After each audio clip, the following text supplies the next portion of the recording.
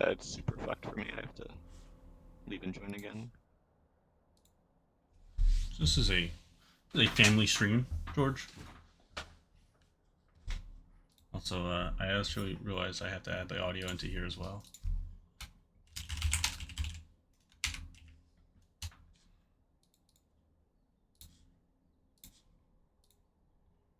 All right.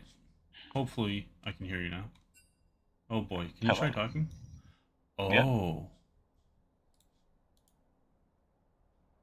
I'm going to remove one of these so that it doesn't double stream you. Great. Yeah, that might be good. Oh, also I have to have this pulled up on the side, don't I?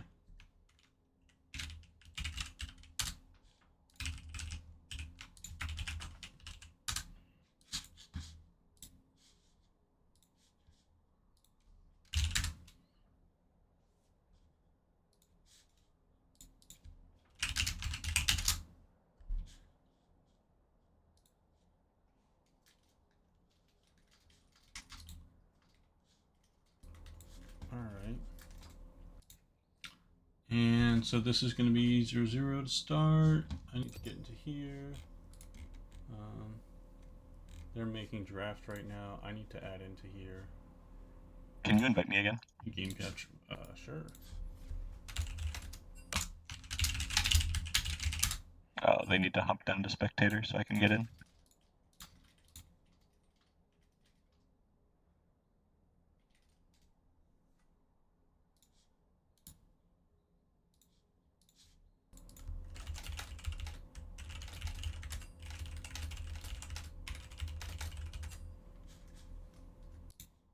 They did it. Go ahead.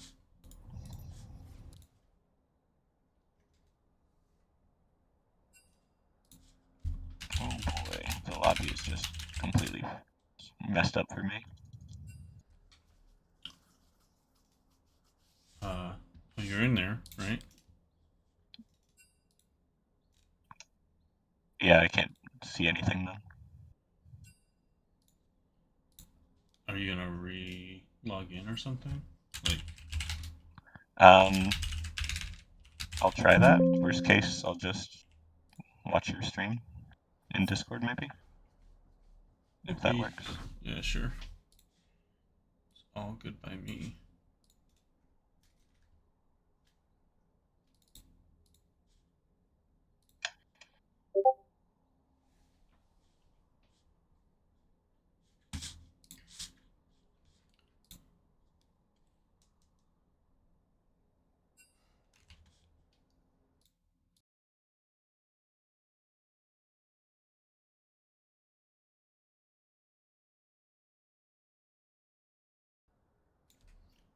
I have to activate streamer mode, so let's do that. So that doesn't come through, I guess, because that's that thing.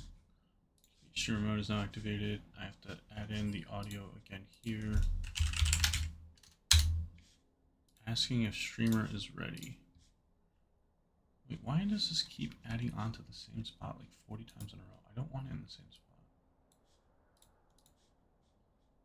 I'm a little confused.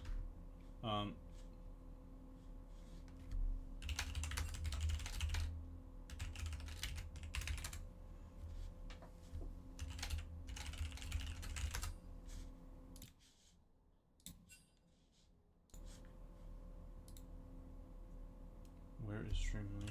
LOLMidwest.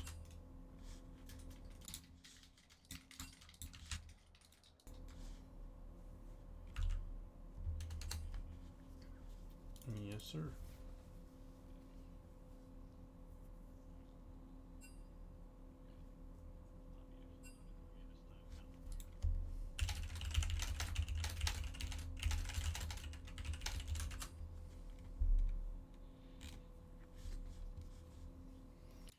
Okay, so the only thing I'm expecting now is that I don't think that anyone can see the actual stream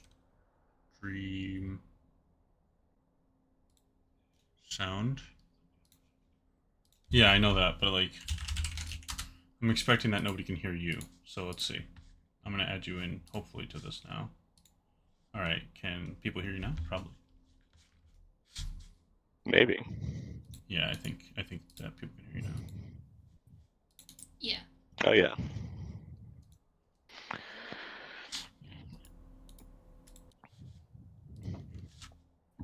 Alright, so we've bop it on blue side to start out with. Indeed.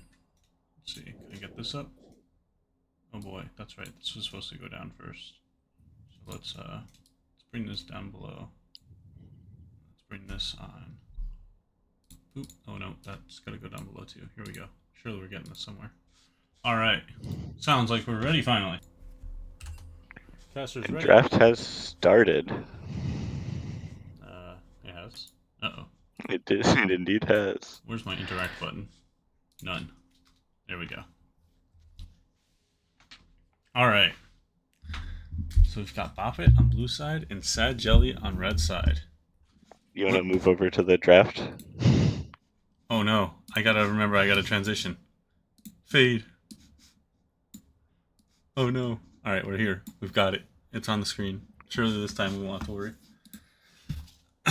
So, it's Sad Jelly, not Happy Jelly this time. Interesting. And they're banning out Amumu and Yone, and the other side's banning out Silas and Kennen. They don't like AP on They must be Buffett's side. sad because they lost a game last week. Did they lose against Yone? No, they just they lost one match or one game of their match, so they're no longer happy. Maybe. Oh, gotcha. I had to bring back up the all the different team players on this. I had that up Yeah. earlier. What are you expecting any picks here? I don't want to influence draft since we're live. But I do expect. Well, I guess either way they're going to get info either way if they're watching the stream. So that's just how it is.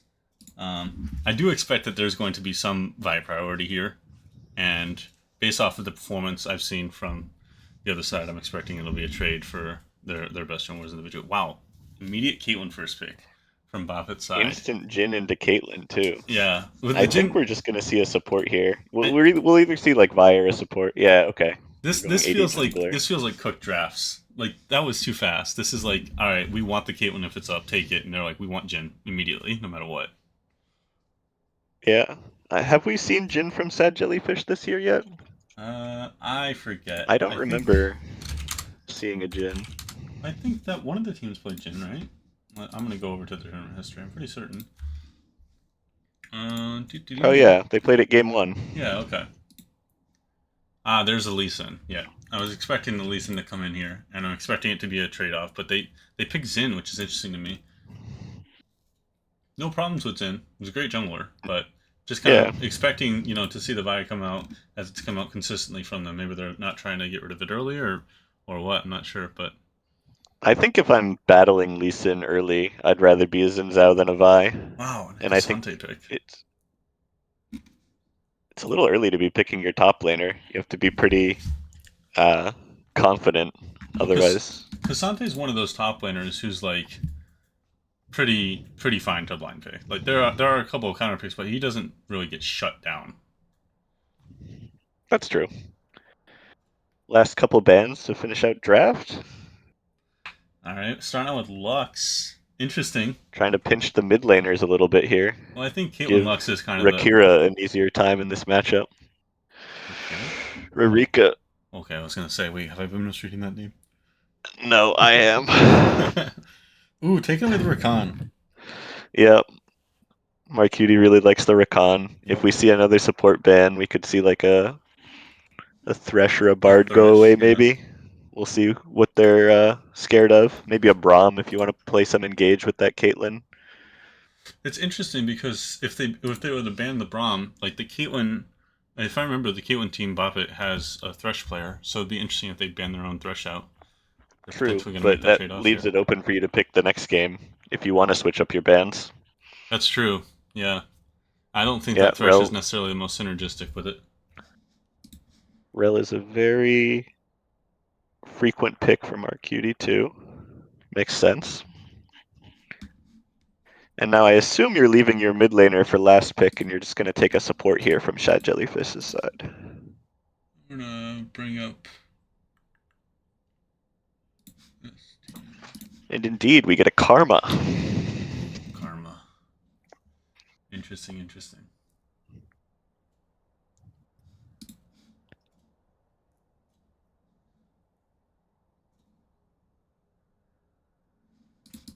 Let's see. What do we expect to come out for Bop It? They're gonna have to pick their mid blind here. Morgana was Maybe we not see a expected on Mel. my end. Wow. No, yeah. Kate Mor- Morgana's a Kate Morg standard is bot normal. lane. Just new coming from my understanding of their team. Their mid laner, I don't think that you can probably look to try to do a normal front to back here, but you're kind of limited on your 4v4. I think you need a skirmisher. You need like a oh, Talia's okay. It's gonna be a little bit later on the skirmishing, but she's fine. At Yep. least providing the control that you need. You know, she's a control mage. She's pretty good at it. Viego as a And we last pick see here is interesting. 2 players on their team already that are that's gonna be Viego support, I think. You That looks really? like Karma mid and Wow. Viego's AP Viego support. AP Viego support. Yeah. Please tell me that's not a thing and there's not AP skillings on that champion. Oh, there are. I don't know if you could call it a thing, but it seems like Marcuti has entered a cooking challenge after watching my Eclipse Leona earlier this week.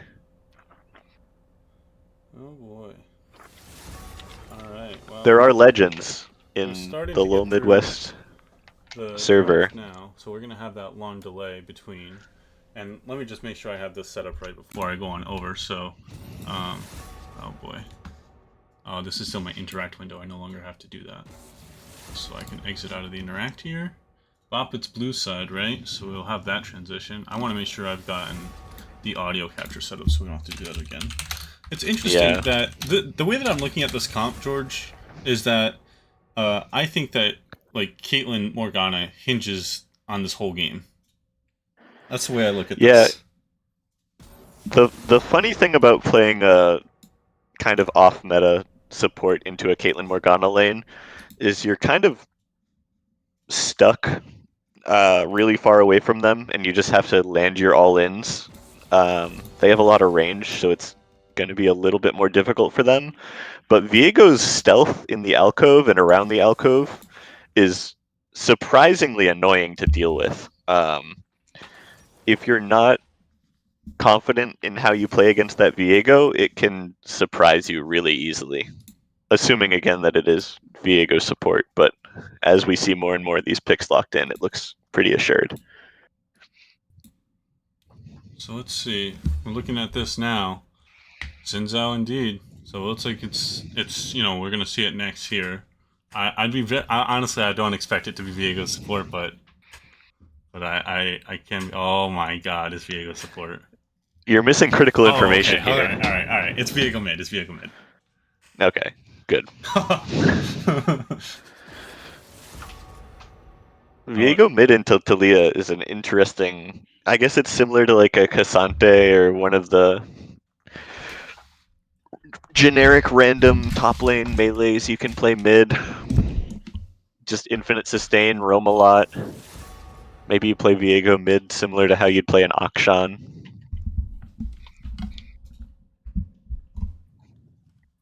I think that Viego mid And versus Talia is going to be really difficult. But generally speaking, when you play versus melee matchups, you're in a great spot. Your Q has a lot of range compared to most like melees.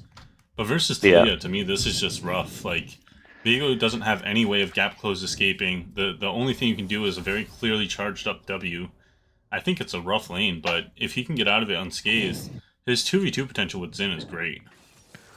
true. And the good thing about Viego mid is the passive application on minions gives you a lot more sustain than you might think. Yeah, and we all know about how Doran Shield Resolve flexibility allows you to Yeah, do a lot of horrible, heinous crimes in mid lane. indeed. And then the Jin Karma lane is a much better matchup into Morgana. Um, the half-finished thought that I had before when I was thinking it was Viego is that when you're playing an AD champion into Morgana, there's nothing you can do to break that shield, and so you can just never CC them. Playing something heavy AP into the magic damage shield is actually better in a lot of cases when you want to lock people down. Um, it'll make the 3v3s easier and the 3v2s if they ever get a gank. I actually wonder because I saw the karma, on their pick three before they decided to switch to Diego. I kind of wonder if they were still having discussions on who's playing what until the last second. I'm sure it was at least jokingly discussed. It's interesting. I don't know.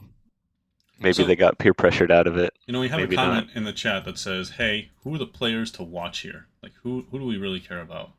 And the way that I look at this is I think that Caitlyn Morgana have a huge amount of responsibility on their shoulders for the early mid game because they have to play their lane effectively flawlessly versus that team. Jax Casante is very uneventful in the early game, and I think that Talia Viego will also be for the first 6 levels. Well, I think you have a lot of pressure on um, Boppet's mid and bot side to just apply pressure with their early lane power. If they don't, then they're going to find themselves in a really tough spot later on.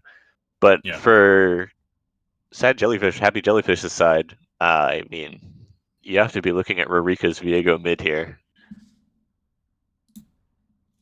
I just If there's realized I anything forgot to more important than transition. that, Damn it. I don't know Yeah, what it would be. so the Viego is so interesting to me because, like, in the first 3 levels, or the first 6 levels, I guess I would say, the first 6 levels, your in the game is just either getting an early double crab like fight going on, or it's somehow ganking mid in the spot where they're gonna be exploitable. But outside of those 2 spots, I don't really know how like you get into the game. So you have to force the fight early. You're not going to get it through lane priority. Yeah, I think getting it through lane priority is going to be really hard. I I like Viego's ability to just like be annoying and do annoying things. Like if they're sweeping the river and giving Viego opportunities to roam, if they try and get messy with it and have a bunch of skirmishes and Viego gets to just push and leave, and then Talia comes up and pushes and leaves, like that is where you get big opportunities. But also just thinking about like the matchup at level 6, I feel like Talia might have a really hard time if Viego just survives until then. Yeah, yeah. Everything changes at level 6 because now Viego has a very free, gap close. Very free is not really the word. It's his ulti, but at the same time, he's not abusing his flash for it. He's not putting himself into a horrible spot. Most situations, if he lands that thing, he's probably going all in for you on it. If you have to take a look at both drafts here and figure out which one you prefer, take nameplates off, take everything else off. Just look at champs, compositions. Who you taking? Um, Honestly, I'd probably be taking Boppet's draft, but it's tough too because I know I've played so many games where you get up against 2 or 3 bruisers, like the top side of Happy Jellyfish, and you just struggle to do anything to them. And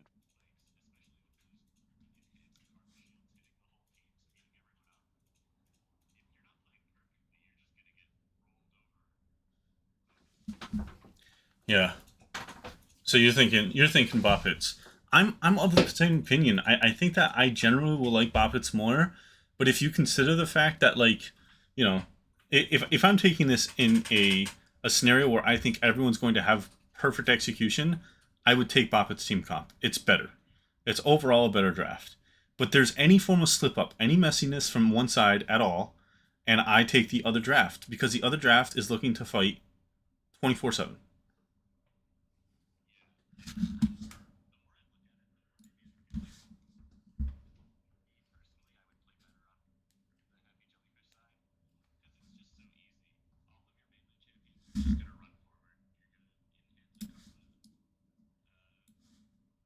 Oh,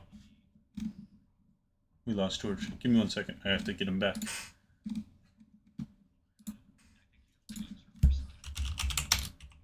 What? Oh, I do. You're right. All right, give me 1 second. All right, so let's first do this. I think you're on this one. All right, everyone should be able to hear my co-caster now, GeoCrowd George, here soon. So please wonderful. confirm for me, and if you haven't already. Yes. Oh, I haven't faded Yep, over. we're There we go. back. So Bop It, Twist It is on left-hand side. That's good. All right.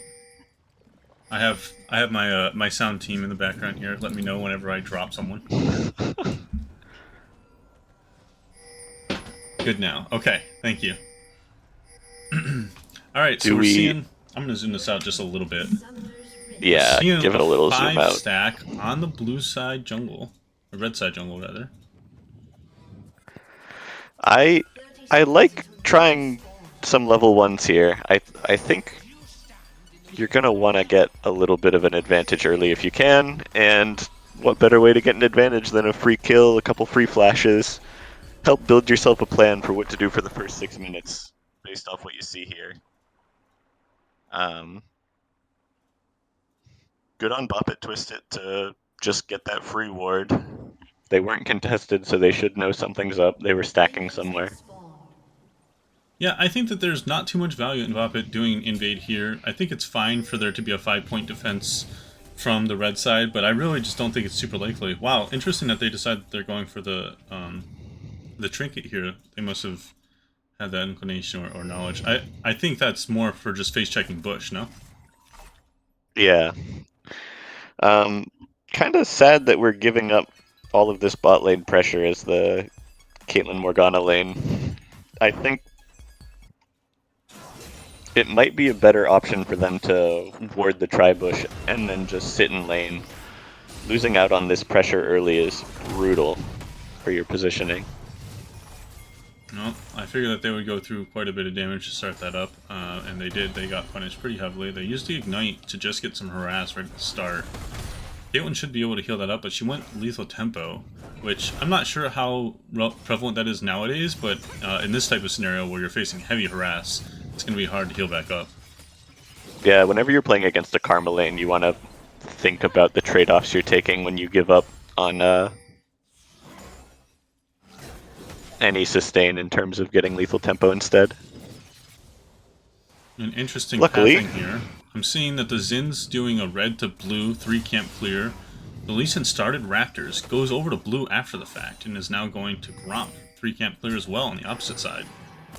yeah, we're doing a little bit of vertical jungling. And we see Dippy behind the top lane tower doing some early proxying. Oh, you're right. See, I didn't even realize they were vertical jungling. Holy crap. I thought they were on their respective sides. I got lost.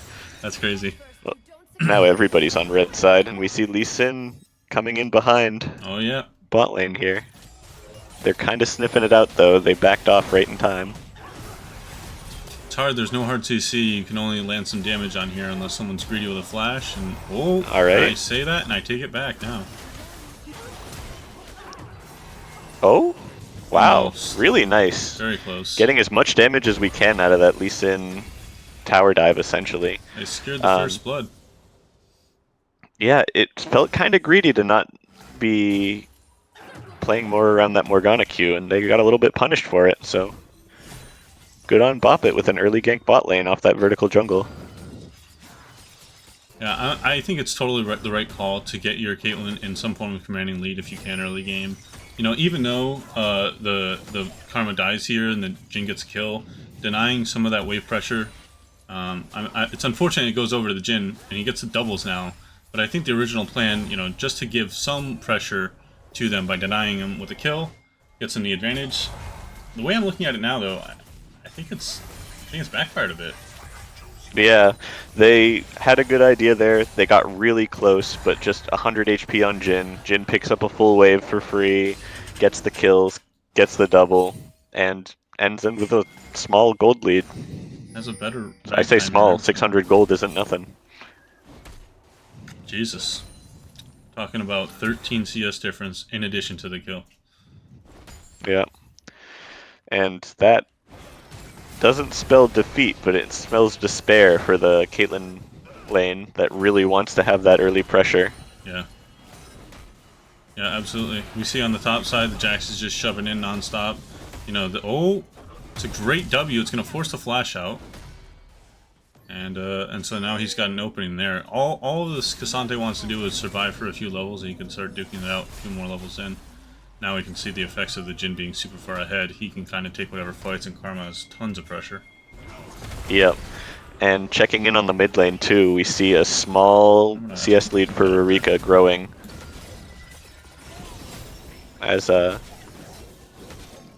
Scrub Lord Ozai on this Talia just can't really deal enough damage to the Viego. Uh-oh. There we go. Clicking the wrong thing. So they're coming back with a repeat gank on bot lane. Looking down on bot lane. Yep. It's gonna shut him down. That'll give him some of the pressure. Rurika going in, getting the solo kill. Doing the flash almost as a style. Oh wait. Yeah, I'm seeing two Talias on each side. Using the ignite almost as style, just to make sure she can't get away. Yep, and we have Vision on the Xin Zhao walking into bot lane here. Marcuti's still trying to make something happen, but there's a Lee Sin behind them. This could end up bad. That's a vehicle, good sir. It's also a Lee Sin, but yeah. All over the place. Oh, I think this looks pretty good for Happy Jellyfish. I'm kind of scared for Boppet here. You have a level 6 Viego. Anything's possible in a fight like this. This is one of the worst case scenarios for Cassante. He TP's in, it's too late, he's losing the wave under turret. He's got a base, there's nothing for him to do here. And now, Happy Jellyfish gets to take a start on this dragon. I think this is risky. This is a spot where they could counter it. I feel like they're just not in position to, though. You see Lee Sin going towards top side. The Jax, 3 levels up on him. He could get a solo kill and leave here. Maybe? I don't know. He's going for it. This is the spot. It looks like he's just going to manage to get away, and in the meantime, Happy Jellyfish picks up a free dragon off the back of that bot lane play. Yeah, and considering Jax's build, I mean, it is still early levels, but a majority of his damage is in that counter-strike. So he did his burst, and he's getting out. He's playing this Baoshin style. Does a good job drawing pressure away from the side of the map where you're making a different play. Follow-up gank on mid right after the dragon, and they're just turning money into money into money. Yep. This is a point in the game where if you're Boppet, you have to just take a deep breath, reassess everything, make sure you're playing smart and playing slow, and just try not to give up too much. Also, if you keep this gold lead the same, you're fine with it. If it gets any more, you're a little bit worried. Yeah, the way I'm looking at this is that the win condition, and tell me how you feel about this, the win condition for Happy Jellyfish lies in 2 characters for majority of this game. It's in Xin and Viego. They're just such a strong duo in their skirmishing. They're going to be dictating all the engages, and they are both in a very strong spot right now. Yeah, I agree that they're both in a really strong spot, but I think with the way the game's developed right now, their win condition is just already just having more money than their opponents. You see massive CS leads top, jungle, there's a small one mid, but a 3 kill difference alongside it. Basically, the bot lane's staying more even than the rest of the map, but if I'm Happy Jellyfish right now, I feel like I'm coasting. Yeah, absolutely. And it's interesting to see some of the itemization coming out from Cassante. You know, he's put 1,000 gold into, alright, 1,400 gold now into armor. And this Jax is just going to keep racking up the AP. It's not going to be an effective solution. And there's nothing from the side lane against its AP. You know, he's got a Viego, and he's got a Jhin. Yeah. Very true. Apologies, I meant AD, but there are 2 ADs. Oops. Yeah. Oh, we see Viego just running into the enemy jungle here. Gets a free kill to start with, and now has that ult reset to pick off the Lee Sin too. Yeah, and it's just going from bad to worse for the side of Boppet. Whoa. Is that enough? Oh. Probably single-digit HP at that point. Yep. The ignite ticks down to the very end, but they're able to walk away. And it looks like we're seeing turret plates being taken all over the map right now. Jack's still doing his aggressive invades down into between the turrets into the enemy blue side. And it looks like they're trying to pick him off, making a play towards the Jax here. It's going to be so difficult to stay on this guy. He's got phase rush, he's got the counter strike. Oh, but with the Talia ult, it looks like they might be able to lock him down. Oh, great flash. Great the Lee Sin Q connects. Well done. You really, really need that And he And gets the out alive. Cassante survives on the tower. That's Nice. crazy. When you commit 3 to that, it's really important that you get something out of it. Otherwise, not only are you not getting the kill, but you are losing your mental. You have 3 of your topside members all just sprinting around, wiggling back and forth, trying to get this one guy. You are so demoralized if that doesn't work. Yeah, but they make it work. They're getting themselves back into it, and ultimately, the way I Yep. see this right now is, when it comes to team fights. Oh, Oh, hold on, we're going speaking for a of, dive we're seeing first. a dive bot lane. Karma starts tanking. Jin picks up the next one, and they just get out clean. Yeah. Jin Really tough. absolutely just sitting there the whole time, taking all the CC, and just saying, "Guys, you got this?" Indeed, they A do. really textbook dive, nice and clean. Pick up 2 kills and the turret plate at the end. And now there's a Lee Sin lurking, trying to pick something up in return. Force out the Jin barrier, uses gets brought barrier, down, fourth shot, and gone. and it's just too much damage. And another kill mid at the same time. So if I'm looking at this from the Bop It, Twist It, Gank It side, I'm saying, all right, there's probably quite a gold lead in the enemy team. However, I still think that our 5v5 is good, and we have the ability to lock down one of their melee engagers. We can keep our distance and we can fight it out. So we're looking for those points in time where we can take strong 5v5s. The problem is that those strong 5v5s aren't around Dragon. They don't have the entrance to it. They have to own the whole area. There's going to be a little bit of time before they get to those team fights around, Otacon, around Baron, when they can actually hold their own easily. It's going to be a lot of time. Yeah, I was mentioning pregame, although I'm not sure if my mic was being picked up, about just in these 5v5s, you have one team with all these hyper tanky or just like big bruiser melees with a Karma E to help gather them and bring them in. I feel like with the gold lead they have, it's going to be really hard to stop them from just running at you and killing you. Bop It needs to do a really good job of keeping the range, which they have the opportunity to do with a Morgana and a Talia. But that is their win condition right now. They need to line up somewhere, the enemy team has to run directly at them, and they need to do a really, really good job stopping them from running. Well, Jin's starting up with the ultimate here, looking for Morgana. Landing 3, landing 4, and it's just one more auto to get the last hit for Xin. Yep, and with Zin's completed Titanic dealing that extra damage, it was a guarantee. They're following up now. Playing the other side. Making a play on Dippy top. Nicely Sin kick to kick him back. Alright. And they're going to clean it up. Good job getting something out of the play. 1 for 1 is always better than 0 for 1. Trade it back. And now there's not And they much have else good to ward look coverage for here. just random They can see skirmish. things happen. Ooh, big damage. Karma Q damage. Kaelin's out on her and own there's a here. Viego. You might as well be hitting a brick wall with those auto attacks. That guy didn't take any damage at all. Viego not even opting to take the Caitlyn body. Your own is stronger. Yeah, literally. That's crazy.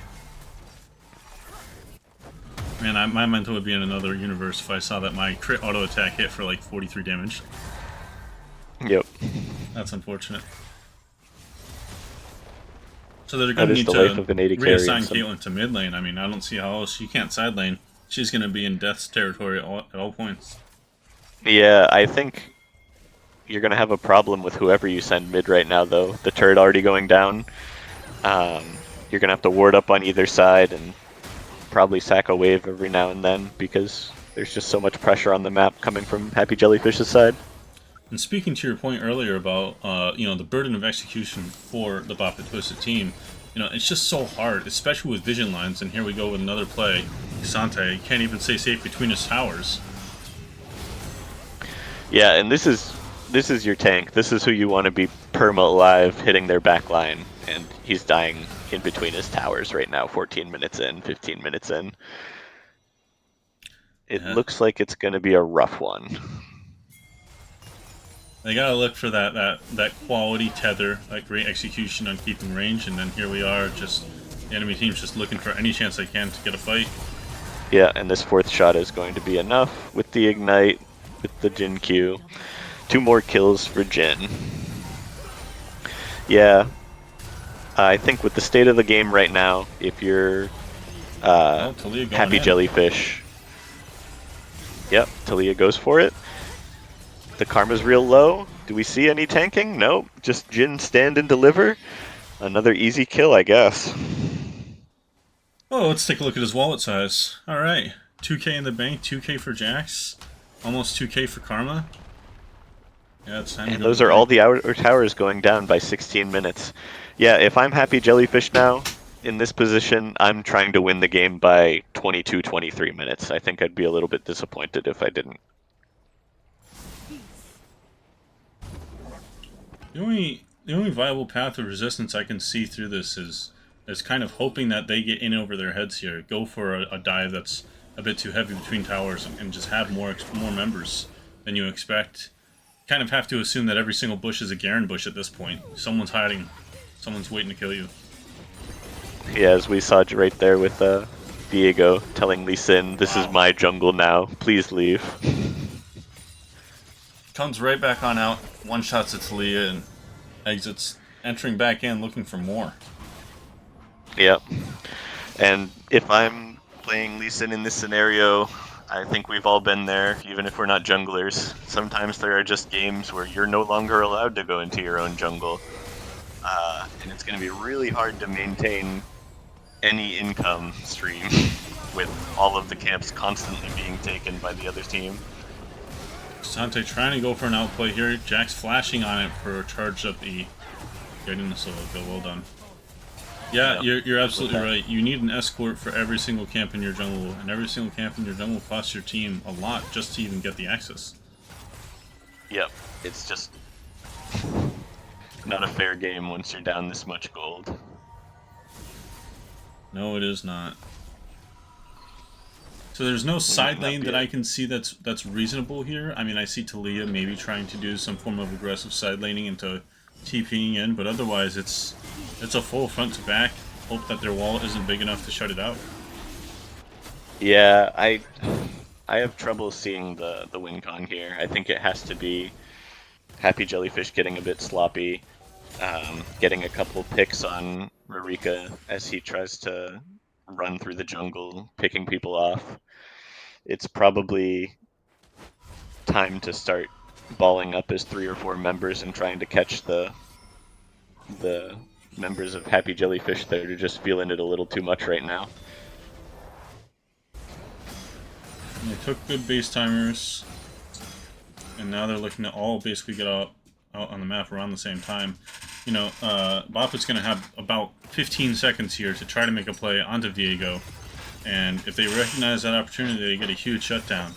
Their time's running out. They've got maybe 10 more seconds less. They're going for it. Yep, they see him alone. They're getting the lockdown, but he has his shield bow item. Very well played He gets by both both of sides. them low, but they're doing a good job staying alive.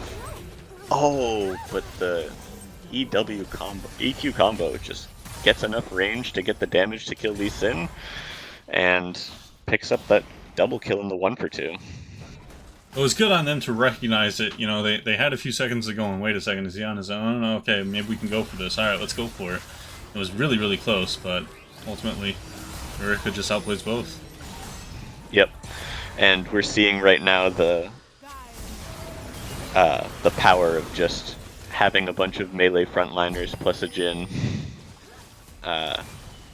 Jin's W is insanely good follow-up for when you're diving people.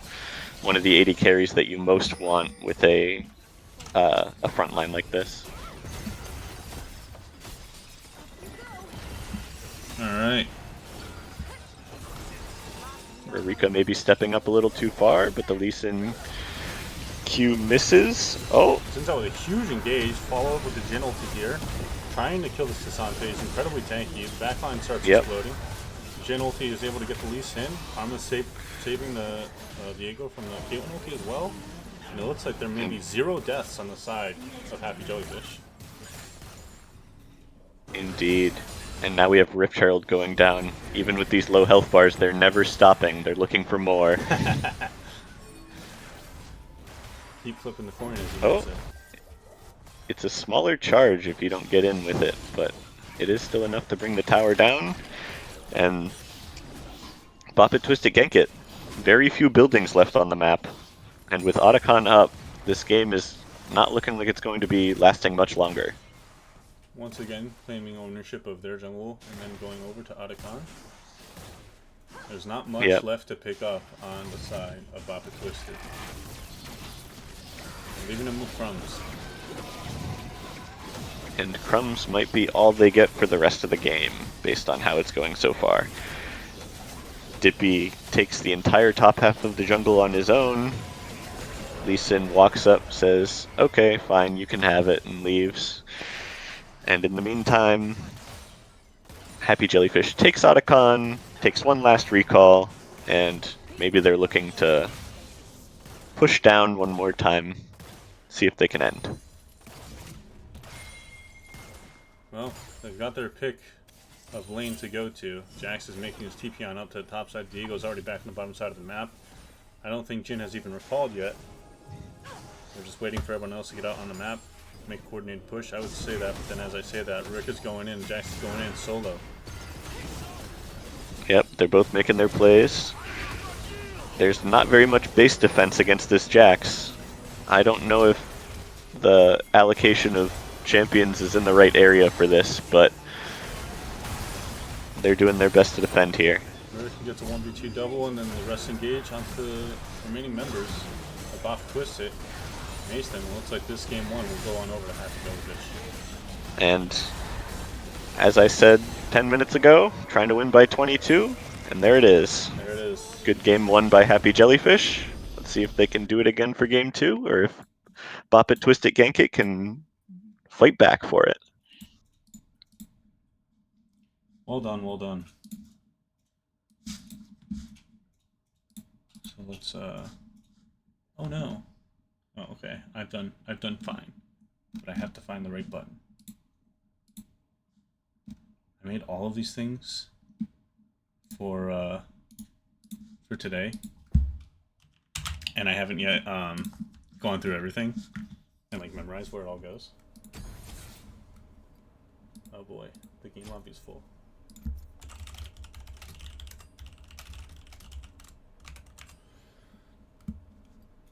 Alrighty, we're going on to game 2. What are we looking to see as an adjustment to try to claw your way back into it?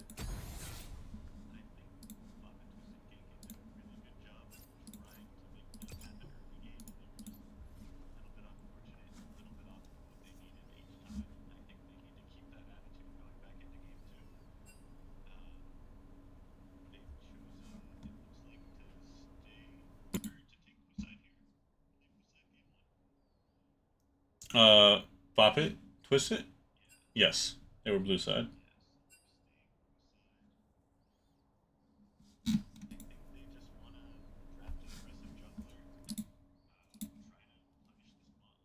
Their positioning when they're playing without wards or with few wards, and try to snowball off that. Alright, let's get this draft capture underway. And I will interact with this thing and say no, and say that we are indeed. Oh, where are we here? Ready to transition. I need to transition this on over. Alright, so here we are, spectating draft of game 2. Looks like they're going to keep their side just like you say, and the Silas ban comes out right immediately. They're not playing against Silas today. Yep. Oh, they've swapped it to Kennen, actually. I'm the Joker. Interesting. It's a Kennen ban. Yeah. I think there's high chance that they're going to keep both, though. That's the thing with Fearless. You see a lot of the same bans between games. The things you're scared of, you're still scared of, because they're not the ones that go away. Exactly. Yeah. There's some instances, I think you and I have discussed a few times, some instances where maybe, you're trying to cook up a specific comp and the enemy team might recognize a good counter, so you ban that preemptively instead, but otherwise, they just stay the same throughout. Yeah. Uh, You could find there's a pair of champions that you're afraid of, so you only have to ban one. They pick the other, you no longer have to ban it. But I think generally speaking, you're going to see a lot of repeat bans throughout whole series this split, just as a consequence of Fearless. I wonder if there would like be a modification or like another version. I've heard of Iron Man Fearless where all bans count as plays at the same time, so they permanent exile the champ. But also, I wonder if you could do like a reduced version of this. For example, if you were to do only one champion, your first ban also counts as a play, for example. But regardless of that, bans come through. It's Gwen and Viger. They first pick Smolder, immediately coming back around with Jinx Thresh. Wow. Yep, taking the Thresh away from uh, Thordle. Is Thordle their support? From Boppet's Yes. side at least, Yeah. and we'll see what we want to play with this Smolder. Uh, Maybe we want an Enchanter, somebody who can build Mikhail's Crucible, perhaps.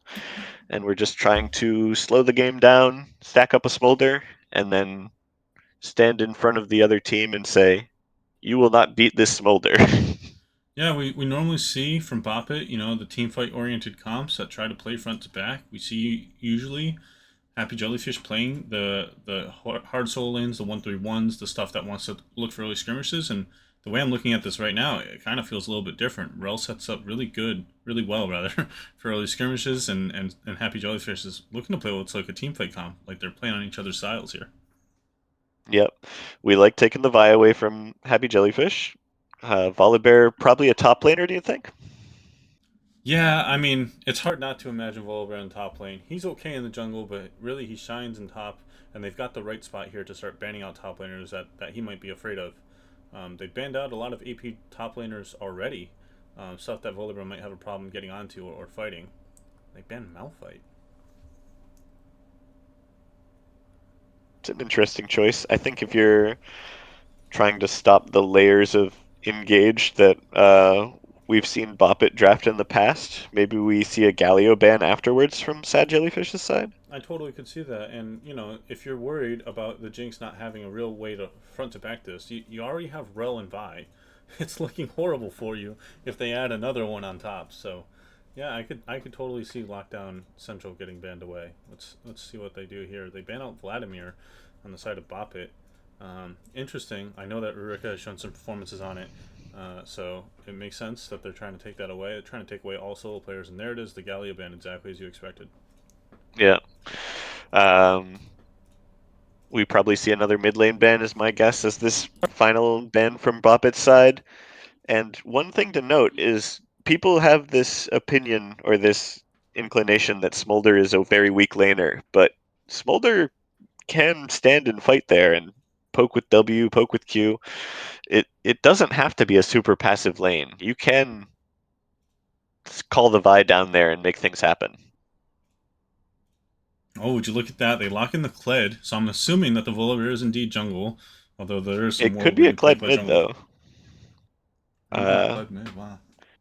I haven't seen I Kled mid often enough to feel like that's gotta be likely, but they could flex anything. yeah, I don't think it's super likely, but at the same time, Rurika just played a really good melee matchup into a ranged and might just want to repeat that. Kled seems like the champion that could do that. It gives them some leeway to kind of figure out if they want to flex it around right now. They have to pick. Blue side has to pick everything. So they get some visibility Yep, into it. They've got a flex jungle, a flex top, across all three positions. They could rearrange until the last second even. yep. There's Syndra mid, so we'll see if we're seeing. We could see a mid laner here, we could see a top, or we could see a jungler. I'd be kind of surprised if it's anything other than a mid here. I feel as though the Kled would just go top. He's happy into Ornn. Volibear's got no problem. And we Yep. see Akshan, who's traditionally a mid laner, but again, I don't think this solves anything. Um, no, nothing's completely locked in, but I think reasonably it would be an Akshan mid. We see lines drawn in the sand here by Boppet.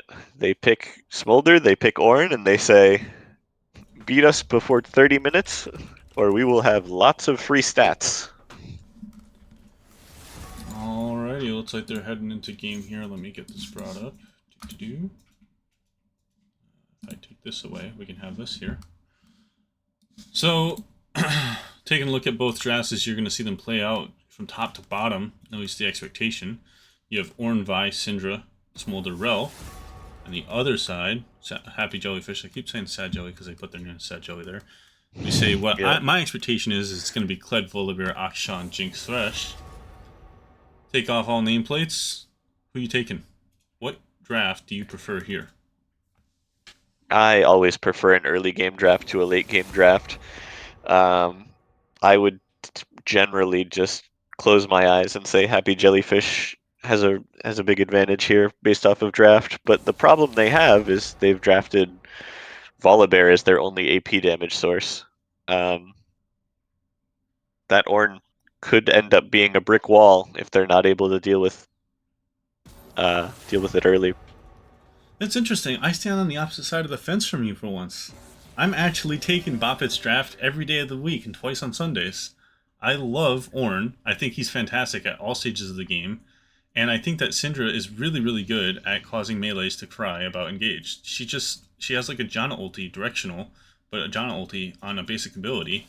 Um, a knockback that she can basically use to get out of almost any situation. I think that their draft is extremely good, and they have a Vi to make plays that they're decided on. But we see Akshan getting locked in as a top laner, so it looks like it might actually be the Kled mid. That's crazy. I was wrong. It is Akshan top. Alright, this changes, I think, the whole equation.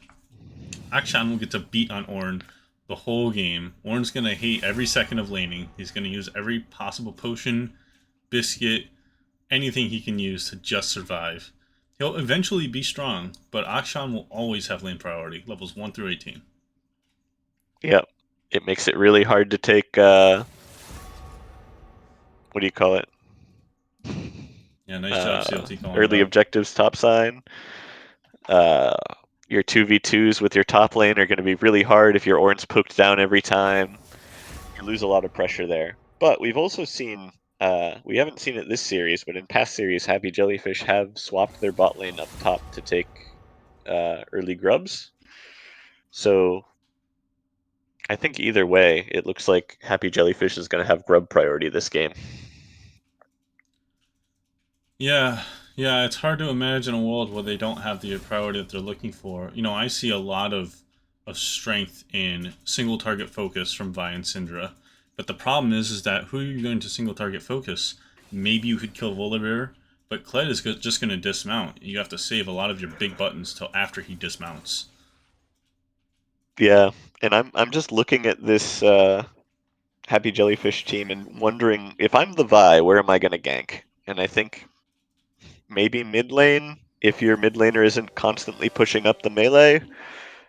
Uh, maybe top lane, but Akshan is so slippery that it can be tough.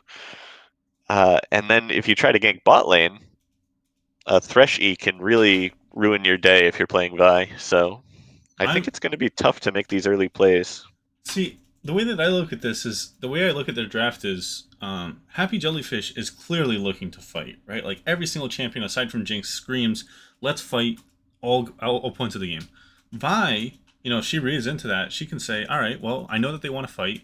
If I track their jungler, I can counter gank every single time, no problem. I know they want to fight. I know they're looking to. All I have to do is slow the game pace down."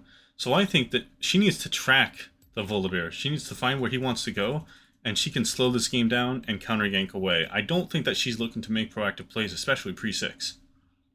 Yeah, and I think when you have a Smolder and an Ornn, you're trying to scale. You want to keep the game as slow as you can. You're playing against a bunch of AD threats. You just stack armor. You have a win condition there. Yeah, it's so difficult, especially I would say in this current meta, where it feels like there are forced fights happening. You know, this patch recently just came out that reduced the amount of grubs, so I think that helps. But this meta has heavily leaned towards a lot of early skirmish incentives: double crab, first grubs, dragons, uh, stopping tower plates. Even it's just all over the place. So I think that there's a challenge in mentally setting yourself back and not constantly looking for that. Or maybe it's just my coin flip mentality speaking to that. But I think that this meta lends itself well to the draft that Happy Jellyfish has. I just think that with the right patience, if I can slow this down, it's got to be well coordinated. Yep. And I also think I prefer this Bop It team comp for a front to back 5v5 over the last one. But also, they need to be in a position where they can take a 5v5. If we look back on that last game, we're constantly seeing two or three members going to a side lane trying to pick off one, and it's just not enough. But if they're lined up 5v5, they're both teams are showing up to a dragon, you just run straight into that Kled ult as the Kled ult and runs into you. I think you have a better chance of coming out on top. Yeah, absolutely. From an even standpoint, I'd be pretty happy with that. We'll see what happens in the first few minutes of this game. My hope is that, I would expect that the Zin's going to start, or sorry, not the Zin, the Volibear is going to start on bottom half, and it's just going to be a mirror matchup to the top half and do a counter yank. And we'll see what happens from that first skirmish. But uh, yeah, there's gonna be some problem. The biggest thing that I'm curious about from your perspective, since you are a resident bot laner here, is how does Smolder Rel take advantage of the Jinx Thresh matchup? I feel like they have to. I don't feel like they're allowed to let Jinx Thresh just lane it out. Um, it's really tough. I have a problem evaluating Smolder's lane power right now. I haven't played with it enough, and people who play it are generally, as I said earlier, a little bit too passive a lot of the times. But I feel like Rel is gonna have a big problem trying to proactively attack the Jinx. You see Rel start in uh, human form a lot of the time, so that their W is more like the Volibear Q, and then you can like flash W someone and knock them back and start a fight. I don't know if Smolder, especially with Comet, has enough damage to all in early against a lethal tempo Jinx. Um, and then Jinx has a lot of pressure at level 1 with the extended range on rockets. So I think it's going to be really tough for Smolder to apply pressure in this lane. I see.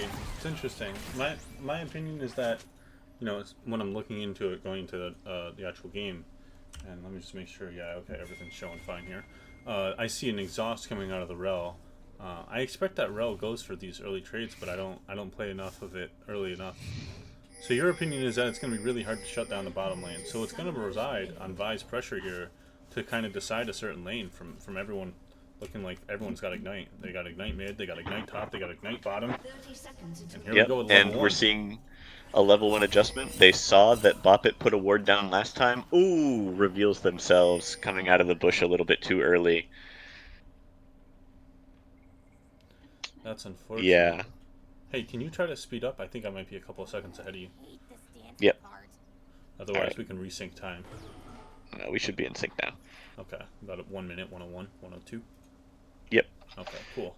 All right, so it was a good defense. The Smolder was able to catch him out before he got caught out, killed. Yeah, I think it was a good idea and just a little bit misexecution from Happy Jellyfish. They knew that Boppet went for this ward from their sweeper in the first game. Yeah. They could have stacked that center bush and waited, but they just kind of autopiloted out the bush and warned the other team that they were there. If I'm playing Ornn here in the scenario, if I'm playing Syndra, the best case scenario here is you get some health low and you go take a good TP back. But man, with Ignite getting buffed and buffed and buffed over the course of the past few years, and I think it most recently got buffed in this past patch or two, it's just Yep. hard. Early game Ignite is pretty much the same, but you get to level 9, you get to level 10, and Ignite just continues adding up more and more power. So Yep. we see And Jinx it doing makes it big harder damage. to deal with or to equalize, right? You have TPs for both of the mid lane and top lane for Boppet against Ignites. You need to make some roaming plays, or else you're just going to be down a combat summoner all lane long. Yeah, absolutely. The biggest thing that I look for when I play top lane versus different top laners is if they take Ignite, you're looking for a great base timer that nets you basically the XP's worth of Ignite. If you can stay that half level up that you get off of a good base timer, or the full level up depending on how bad it really gets, you can negate a lot of Ignite's bonuses. It's hard for them to fight you. But that's just a big ask. How do you get somebody to take a bad base timer when you don't have the combat summoner. Right, exactly. Um, Bot lane looking pretty even so far. Ornn starting to get chipped down by this Akshan as we expected. But And the Kled the going for a interesting solo thing right invade. now is Kled flashing the wall, going for this Vi. Doesn't kill just yet, and now the bot lane has responded. Looks like it's going to be a 4v3 eventually. Volibear over the wall. Gets one, they get two, and their health bars are still full, so there's no response to be had. That's absolutely crazy. Rurika flashes over the wall, looking for the kill. There's 3 players coming first. Still Ooh, rebounds and some another time, gets dive bot out. lane right now. Trying to get this smolder. Does not work. So Happy Jellyfish has already claimed the feats of warfare for the 3 kills early. They trade up a kill for it, but gotta say, it's gotta be happy feet for them right now. Yeah. Smolder forced to stay under the tower at this low HP. Uses their only escape, and now they have to worry about this dive. Can they pick up the Thresh? No Ooh, way. Thresh and Jinx both super low. There's the barrier, there's the exhaust. Volibear coming in for the kill. The Jinx just barely. The Vi E through the Volibear to finish it off, and now we're still fighting this 2v2. It never ends. Yep, just back and forth juggling health bars, but now this Volibear passive is going to destroy them if they stay any longer. And they're getting called off because we know that the Kled is on the first roam. Uh-oh. Syndra finds Kled in the jungle. But not Gets it. pulled Letting back in anybody after the live life. flash. And that's a kill for Kled.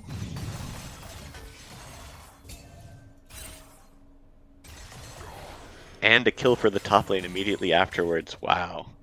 This early game is turning into a disaster really quickly for Boppet. Yeah, this is the exact spot where they have to find a way to slow it down. This is Happy Jellyfish's sweet spot right here, right? They're going for all the Yep. early plays. They're going for the I will outplay you in this 1v1 and this 1v2. And if I do, I get big rewards. And they've done it. And now they're sitting on a pile of gold again. Almost 3k up at 5 minutes. Yep. Not the gold lead you're hoping for. It's the one you dream about and never get. So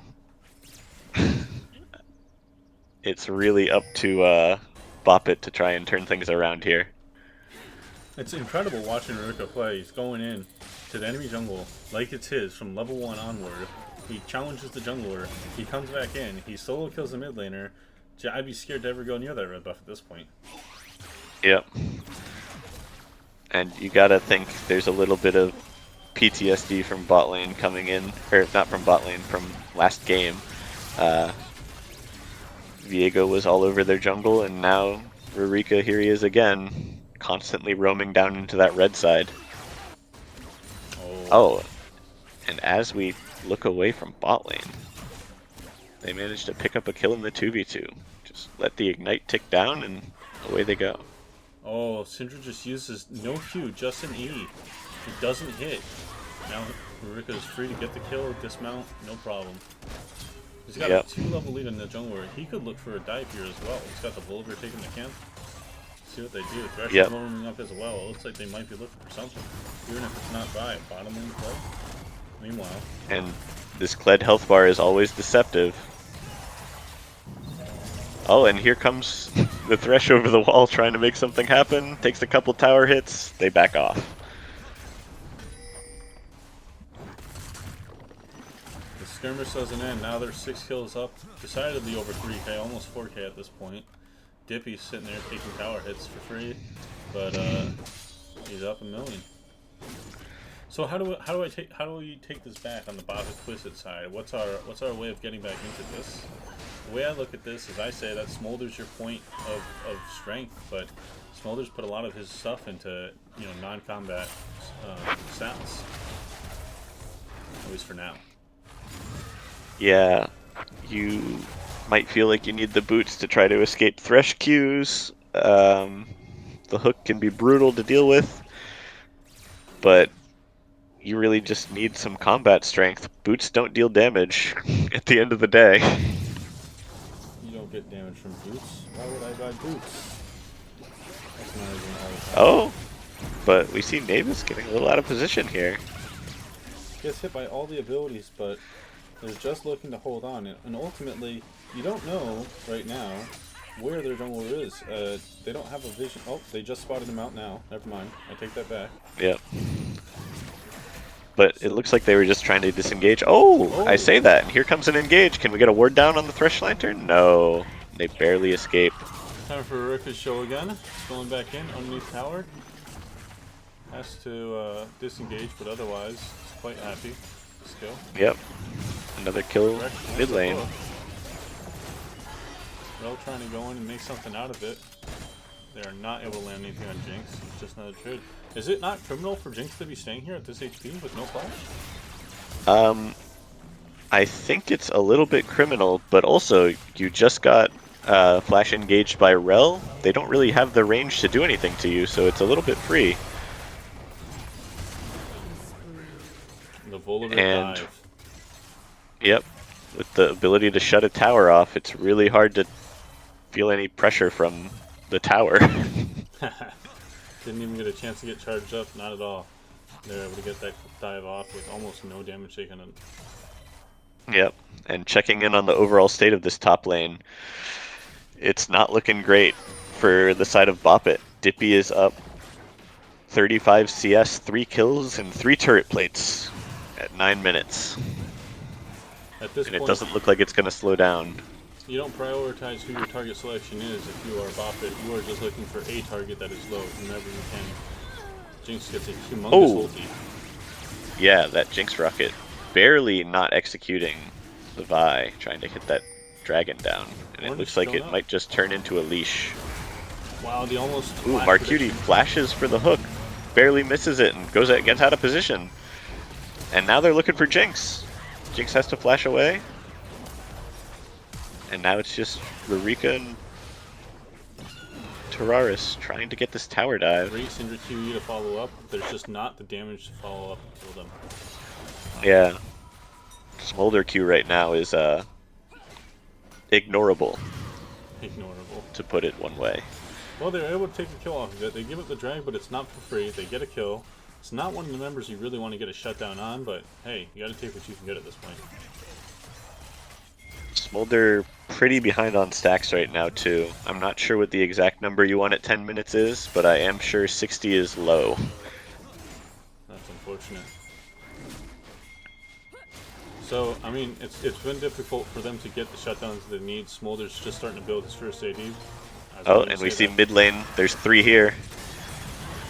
And it's just over for the Syndra immediately. I mean, you're getting every time that Syndra uses an E, it feels like Happy Jellyfish is there to tell them no.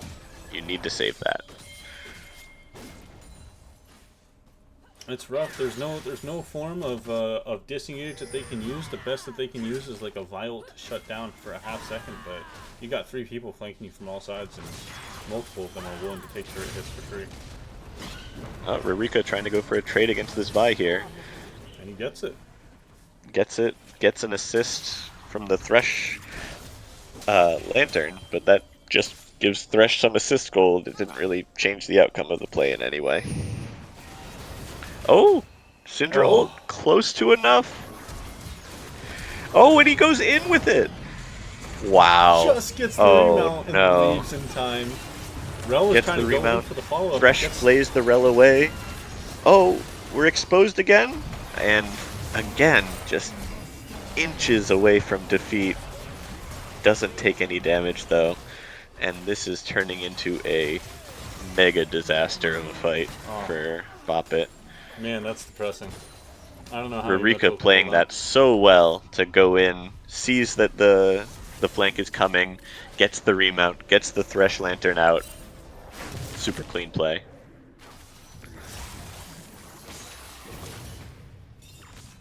Oh, Marcuti going for a 1v1 against the Vi mid. Baits it to allow the Akshan in, but with a flash out, maybe Vi gets away from here. Oh, and what a juke too. Oh, but there is an Akshan ult. The And action although ult it is revives him. maybe the most pitiful ult in the game, it's still enough. Oh, Smolder going for a 1v1 against the Jinx bot lane here. Rel comes in, gets stopped by the Jinx traps, but tanks the ultimate. And Super Mega Death Rocket is not enough. Wow, it's crazy. Dude, that play was just nuts. It's so hard. How do you do anything when the Kled survives with 1 HP and then turns it on to another remount? Here he goes for yet another kill between towers. Yep. And the worst fate he suffers is a dismount. Yep. At this point, Rurika already has the wallet, so he's just trying to use it as often as he can. Every remount is another opportunity to go under the tower for free. Currently, the Oh, top lane and differential Marcuti's is... getting revenge right now, trying to fight back against this Vi. It looks like the top lane differential is about 3k, jungle is about 2k, and mid lane is a whopping 4,000 gold differential. It's more than all of Syndra's gold up until this point. Yep. You really struggle to see how Bop It, Twist It, Gank It is going to come back in this game. Here they go. This is their moment. Yep. Follow up by. Nice pick. Huge bounties. Akshan's here. Now we see... Oh, and with the flash over the wall, he escapes, but it looks like they're still trying for more. It seems a little greedy, but they have the money for it, so they can try if they want. Great Syndra stun hits too. Smolder ult over the top. They're getting low, but so is the other side. Jinx gets huge resets.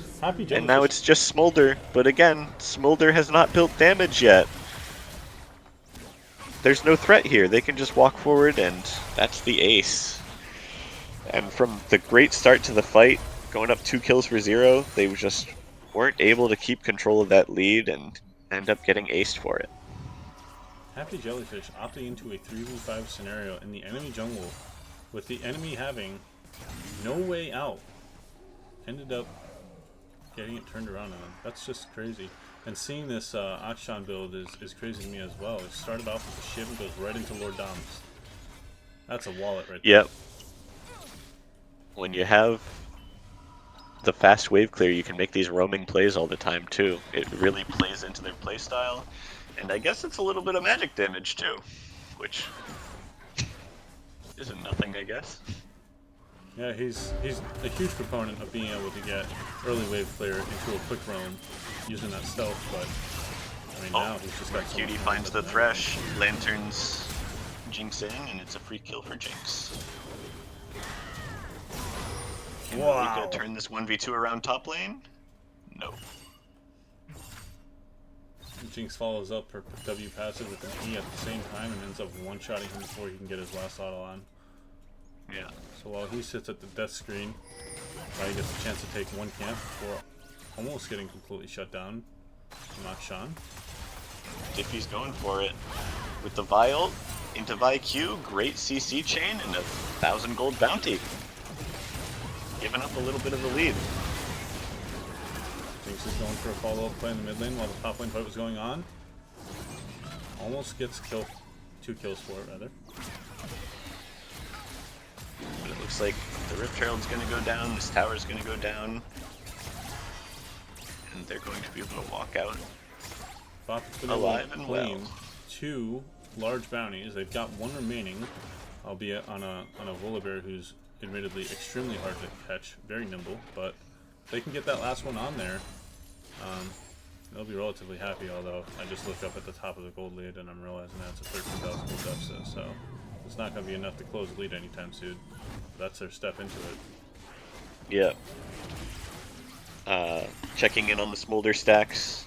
At this point, we should be past the 125 mark by a couple tens of stacks. We should be maybe 150, 160 now, and we're at 100.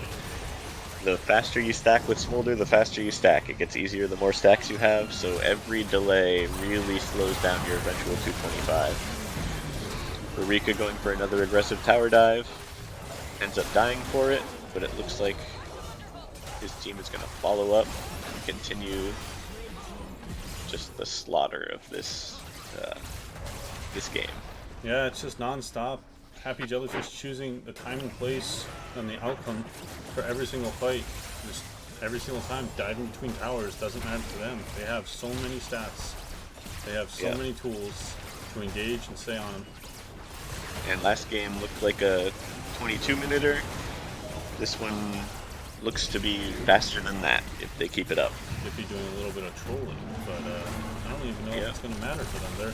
They're still looking to have this fight, Oh, but Thresh has left the party. Vi with the flash ult gets onto the Jinx. They at least lock down the Volibear. And they got the shutdown of the Volibear. That's nice for them. They did trade in a hit for it, and the worst one of all. But Yep. it's 1,000 gold. Meanwhile, Vi Q's in onto the Vi, or onto the Jinx. Ooh, but with red buff, you're out of ways to stop it. Oh! Jinx gets a little too close and Vi manages to pick it up. Great job.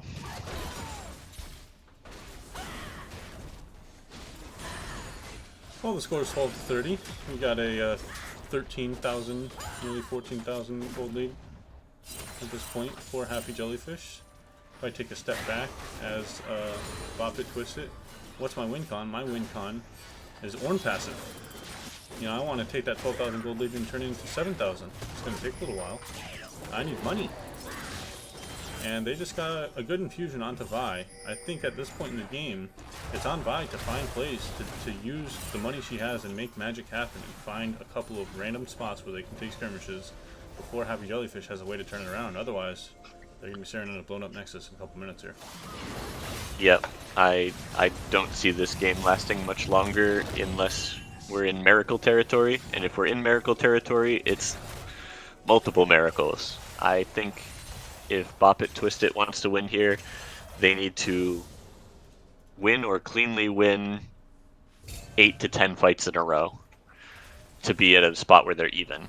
There needs to be multiple botched dives.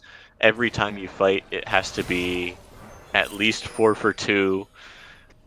It looks really hard on the Bop It side to win this one. Yeah, and the current state of the game makes it difficult. Even if you have a situation where you botch a fight, Otacon comes on up right now. They're going to grab the Otacon. It's not like there's any contest from Bop It. Then Baron's going to be up in a few minutes. Even if you botch a few fights here, you know, Happy Jellyfish is going to be taking these objectives at the same time. They don't care. They're here to fight at all points in the game, even when someone's taking an objective. Yeah, you have no reason to stop. Dragon Timer lines up Otacon pretty goes nicely down. with Otacon, so they're going to take both. And I don't see a point in waiting for Baron or waiting for another dragon. I think they're just going to walk straight into the other base and dare Bop It to try and stop them. Well, that Sean almost 3-hit the Smolder. Oh, Volibear ult going in. Here comes the fight. Ornn ult gets stopped by a great Thresh hook by Marcuti. We see Rurika just running through the backline unopposed, and the entire team falls with very little in the way of defense. That's gonna be it. Happy Jellyfish is gonna send it all the way to the Nexus here. They take a 5-0 fight, and it's just the power of the wallet owning Bop It, Twist It. Well, Quick clean 2-0. it looks like it's going to be a 22-minuter and a 21-minuter to end it off. GG's by both teams, but GG's. Happy Jellyfish takes it home.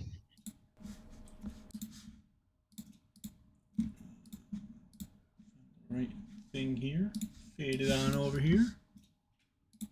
I will indeed at some point be smoother with this, but right now we're at this point. And we're looking at a Happy Jellyfish 2-0 for the series.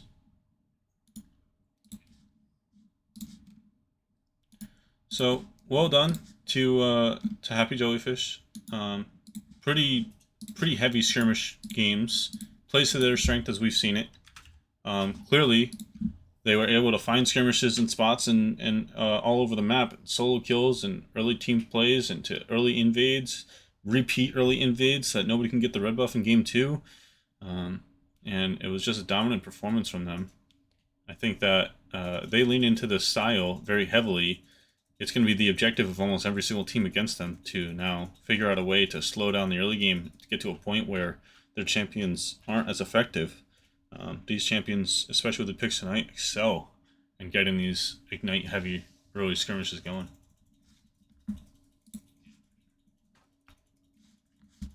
All right. Well, thank you everyone for watching. That'll be it for tonight. Till next time. Bye bye.